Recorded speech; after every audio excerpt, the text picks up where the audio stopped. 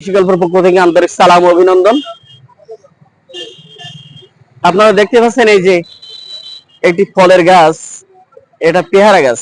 এটা কিন্তু আমাদের দেশের না, এটা হচ্ছে আপনার মিশরীয় একটা পেয়ারা গাছ। এটা এটা হচ্ছে আপনার এত সুন্দর হচ্ছে মিষ্টি এই ফলটা, সেটা হচ্ছে আপনাদের আর বলে কি বলবো। এটা হচ্ছে আপনার সিডলেস পেয়ারা, ভেতরে কিন্তু কোনো দানা হবে না। এটার ভেতরে কিন্তু কোনো দানা পাবেন না আপনারা।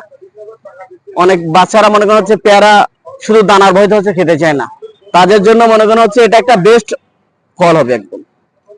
বুঝতে পেরেছেন? এই যে এটা কিন্তু হচ্ছে আপনার এত কড়া মিষ্টি, সেটা হচ্ছে আপনারা না খেলে বুঝতে পারবেন না যে আসলে হচ্ছে কতখানি হচ্ছে বিষয়টা হচ্ছে সত্য।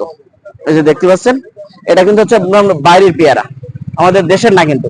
এটা হচ্ছে আপনার মিশরীয় পেয়ারা। এটা এই যে এটা এটা হচ্ছে আপনারা নিয়ে বাগান করতে পারেন।